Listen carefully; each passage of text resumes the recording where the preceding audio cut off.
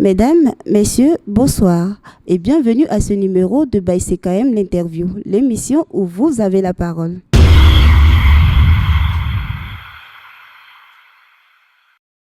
Aujourd'hui, les jeunes se posent de nombreuses questions sur l'orientation de leur vie professionnelle, formation, emploi, carrière, développement personnel, innovation et surtout sur leur leadership. Nous aurons l'occasion de décortiquer certaines de ces thématiques citées avec notre interviewé du jour. Vous êtes sur Motiamo Plus, votre média communautaire de l'actualité des régions de la Côte d'Ivoire. Je suis en compagnie de M. Ouattara Nicodème. Bonsoir. Bonsoir Marceline. Vous êtes un homme à plusieurs casquettes. Vous faites partie de ces personnes-là qu'on qualifie d'entrepreneurs polyvalents. Vous êtes à la fois coach, consultant, formateur certifié, formateur des formateurs dans le scoutisme, leader en marketing relationnel, auteur et managing director de la Global Innovation Consulting. J'ai envie de dire what else? Qu'est-ce que j'ai omis dans votre présentation? Je pense qu'elle retrace tout ce que j'ai fait durant toute ma carrière. Pouvez-vous nous parler de ces 30 années d'expérience? Oui, bien sûr, 30 années d'expérience. 2025, je célèbre donc mon jubilé de Perle, qui a une expérience très enrichie à travers plusieurs activités. La première, d'abord, je suis expert en automatisme industriel, chargé donc de gérer les systèmes automatisés. Et ma carrière a commencé donc par cette spécialité en 1995. J'ai fait partie donc de la première promotion des informaticiens industriels de Côte d'Ivoire lorsque la filière est arrivée. Et après cette formation, j'ai eu l'occasion de faire un stage en industrie, précisément avec la marque Siemens, où j'ai fait vraiment toutes mes classes dans l'automatisme industriel. Et je suis parti d'entreprise en entreprise jusqu'à aujourd'hui pour être, on va dire, chef de production et responsable de maintenance. D'accord. Et quels ont été les différents challenges à relever pendant ces 30 années d'expérience?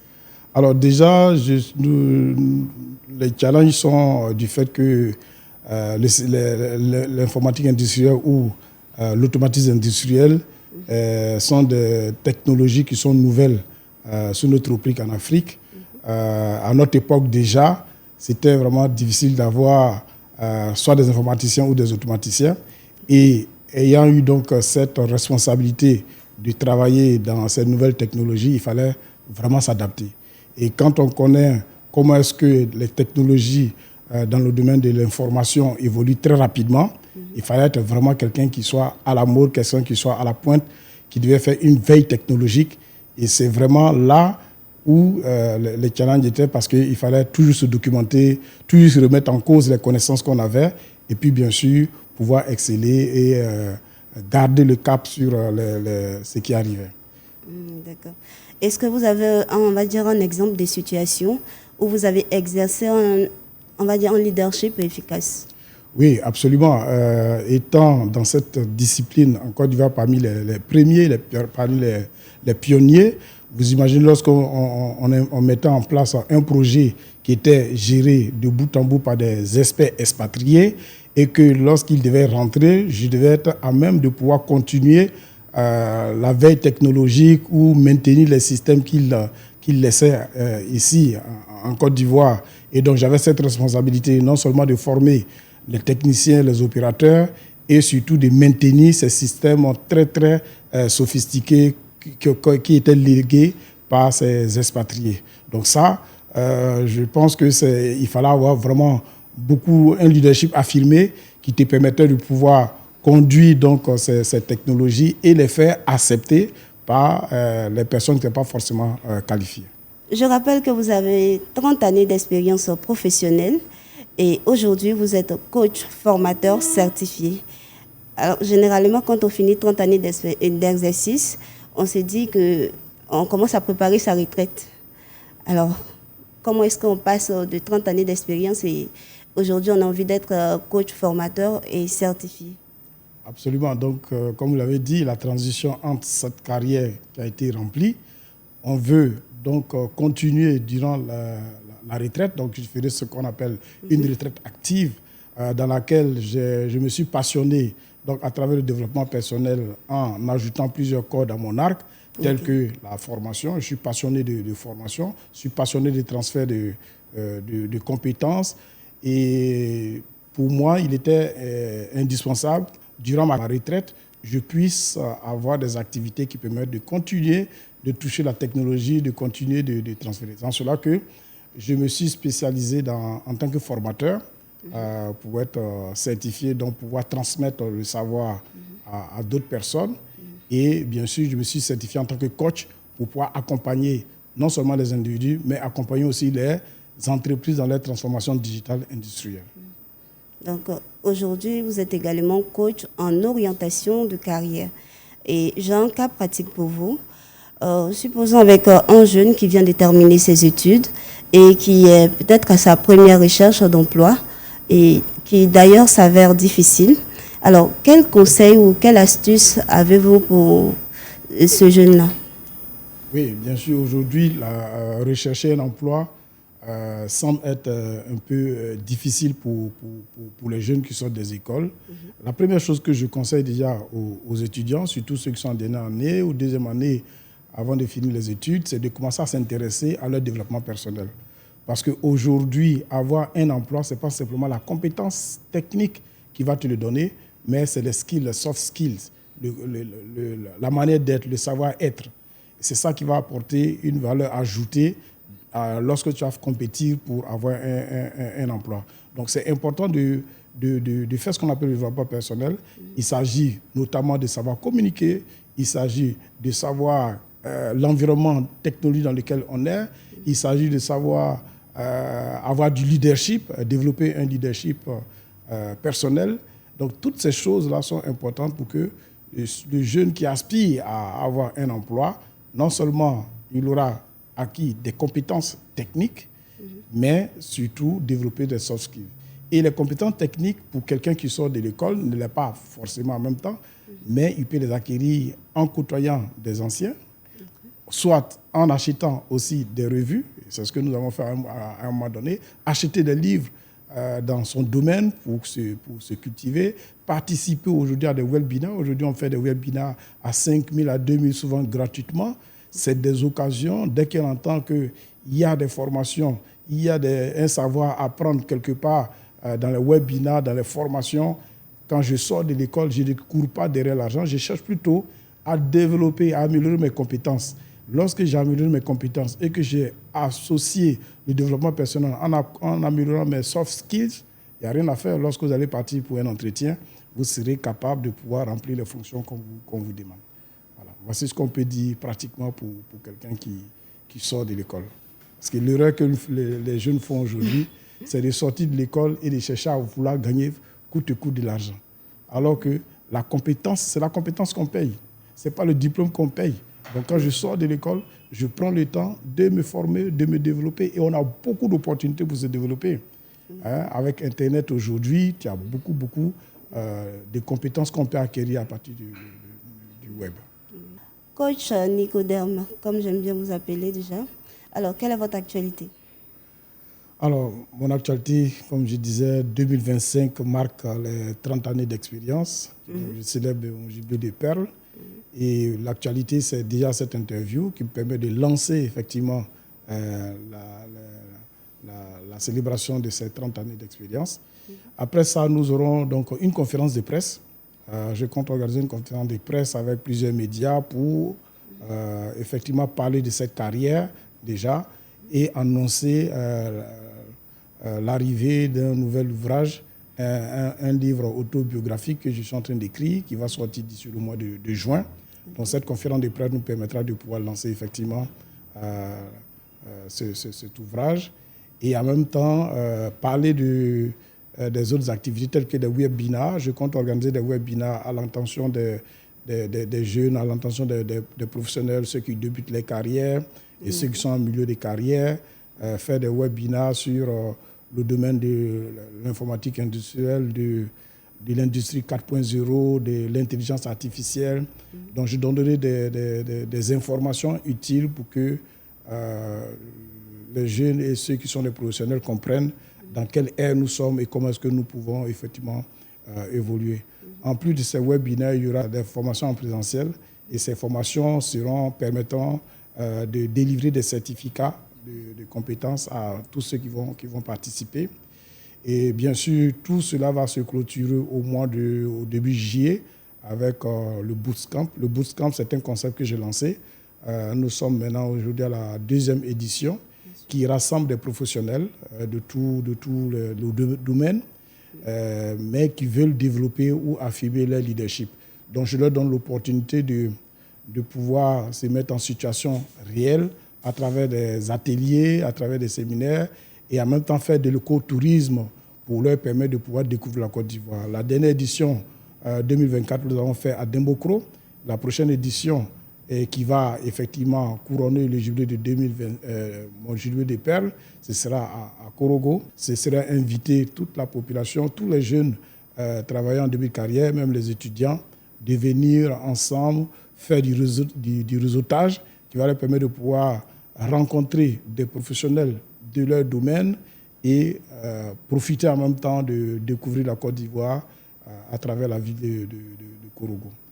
Donc voici globalement ce que nous ferons durant ce jubilé de perles comme activité.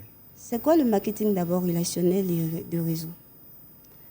Ok, oui, donc comme tu as dû constater, je suis leader en marketing relationnel ou marketing des réseaux pour ceux qui veulent le dire, ou les Anglais disent network marketing. C'est une activité de vente qui se fait sur les plateformes de e-commerce, mais qui permet de pouvoir donc distribuer des produits à travers un réseau de consommateurs. Et cette activité, malheureusement, n'est pas encore bien connue par les populations ivoiriennes et en général les populations africaines. Alors que c'est une activité qui brasse beaucoup d'argent, qui permet aux gens sans qualification, sans diplôme requis, de pouvoir développer un leadership qui va leur permettre de pouvoir encadrer et développer des réseaux internationaux. En commençant bien sûr en Côte d'Ivoire, qui pourra aussi ensuite rallier les autres pays et mettre en place un réseau de consommateurs international qui sera donc animé par une plateforme d'une multinationale que chacun pourra choisir et profiter non seulement des commissions et profiter de ce qu'on appelle le retail, donc des commissions qu'on gagne à la vente. Donc voici une activité qui est importante parce que ça rentre dans le cadre du développement personnel des jeunes. Aujourd'hui, tu as un emploi, certes, mais la deuxième corde que tu peux mettre sur soi pour se préparer à devenir un entrepreneur, je recommande le marketing relationnel ou le marketing des réseaux parce que c'est l'opportunité pour toi d'être un chef d'entreprise avec un investissement vraiment très bas et utiliser les mêmes outils qu'un entrepreneur ou un directeur de société pour pouvoir développer ton réseau. Et une activité que tu mènes petit à petit, et au bout d'un certain moment, l'homme recherche l'indépendance financière à travers ce type d'activité. Et pour moi, je suis un précurseur de ces activités et je vais être vraiment un ambassadeur auprès des jeunes pour qu'ils comprennent que si vraiment on a un problème de chômage, on a des portes de sortie avec le marketing relationnel. Donc la question déjà que nous on se pose, à quand la prochaine formation sur le marketing relationnel? Alors oui, comme je disais, je vais animer plusieurs webinaires. Donc parmi mes webinaires, une des thématiques sera comprendre et développer un réseau relationnel de consommateurs. Il n'y a pas de problème. Donc, vous avez commencé en 1995 dans les industries automatisées. Alors, quel est votre regard sur l'évolution de cette industrie-là? Effectivement, en 1995, en Côte d'Ivoire, vous voyez que 1995, c'est l'avènement de Windows 95. Donc, vraiment, nous étions dans l'informatique naissante, pas l'informatique qu'on connaît aujourd'hui. Et à cette époque, on parlait d'automatisme. C'était vraiment des choses qu'on voyait qu'à la télévision. Et nous avons eu effectivement l'occasion de travailler très tôt dans cette industrie. Figurez-vous qu'à cette époque, c'était que des expatriés qui travaillaient que dans ce domaine. Quand moi j'ai commencé à travailler 2 ans après, j'ai eu l'opportunité que l'entreprise dans laquelle je travaillais, qui est Semen, m'a envoyé au Maroc pour faire une spécialité.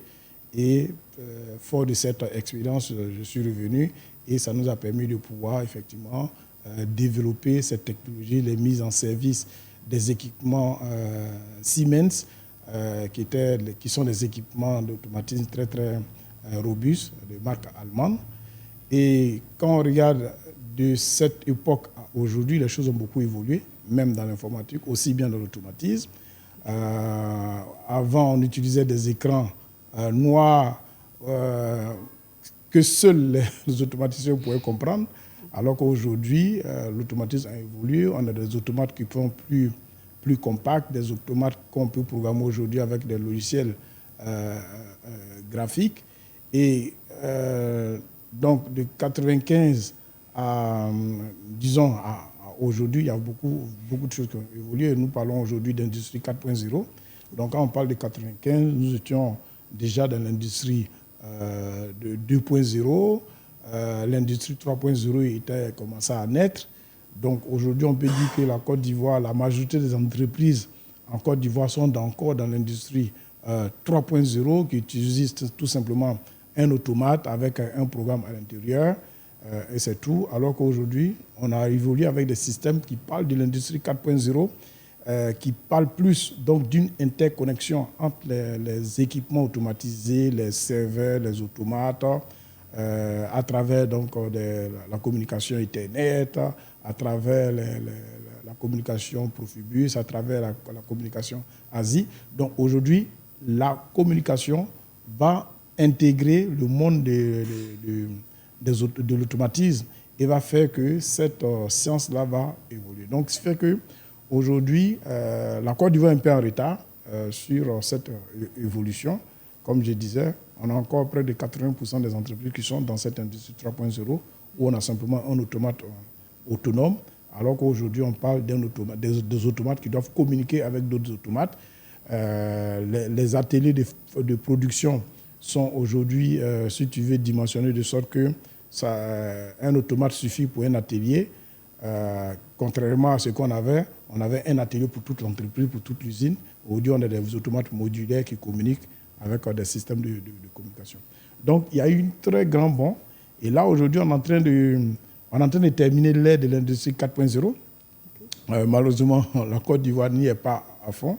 Parce que là, on est en train de monter maintenant vers ce qu'on appelle l'industrie 5.0. Et l'industrie 5.0 va utiliser l'intelligence artificielle. Ce serait les robots, ce serait des capteurs intelligents, ce serait des choses qui vont permettre de pouvoir améliorer la maintenance et bien sûr la productivité. Donc voici un peu, on peut dire, l'évolution et le futur de ces domaines technologiques-là. Donc vous pensez que l'État doit adapter cette filière-là dans le système éducatif ivoirien? Absolument. Aujourd'hui, moi, en tant que professionnel, nous recevons donc des stagiaires où nous embauchons des personnes pour pouvoir remplir des fonctions de technicien ou de maintenance. Nous voyons un peu les insuffisances parce que ces personnes n'ont pas eu l'opportunité d'apprendre ces choses à l'école. Alors, il faut effectivement que l'éducation nationale s'adapte parce que les besoins des industries aujourd'hui, toutes les usines qui sont en train de s'installer ne vont pas utiliser des technologies anciennes. Toutes ces usines qui s'installent aujourd'hui vont utiliser des technologies nouvelles. Et qui parle de technologies nouvelles, ça commence aujourd'hui pour les professionnels, c'est l'industrie 4.0. C'est des automates qui sont capables de pouvoir communiquer. C'est mettre en place des systèmes qu'on peut piloter de n'importe quel continent. Aujourd'hui, on en est capable de pouvoir piloter des automates ou des process depuis l'Europe ou bien depuis l'Afrique. Donc, pour dire qu'aujourd'hui, c'est nécessaire que l'éducation professionnelle, je vois que l'État a commencé à travailler dans ce sens-là. Il y a les centres techniques qui sont en train d'être ouverts, mais il faut que les enseignements puissent porter sur des choses qui puissent aider la jeunesse à s'intégrer professionnellement. Parce que ce qui va se passer d'ici quelques années, on aura des offres d'emploi, mais on n'aura pas le profil qu'il faut avec. Et là, c'est vraiment urgent, parce que quand je vois un peu la zone industrielle de PK24, la manière qu'elle est en train d'évoluer, Ça fait à peine 10 ans, cette zone avait commencé à se développer. Mais 10 ans après, quand on voit le nombre d'entreprises, le nombre d'usines là-bas, c'est vraiment une évolution spectaculaire. Et toutes ces usines qui s'installent ne vont pas utiliser les anciennes technologies. Elles vont utiliser les nouvelles technologies. Parce que jusqu'à preuve du contraire, la Côte d'Ivoire ne fabrique pas des machines.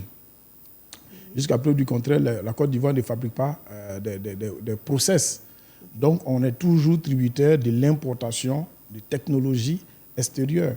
Et lorsqu'on importe, en Europe, par exemple, ou aux États-Unis ou en Chine, ils sont vraiment à un autre niveau. Donc, tu es obligé d'importer des choses qu'on ne fabrique pas ici. Donc, il va sans dire qu'il faut s'adapter. Et pour nous, c'est vraiment important de travailler là-dessus.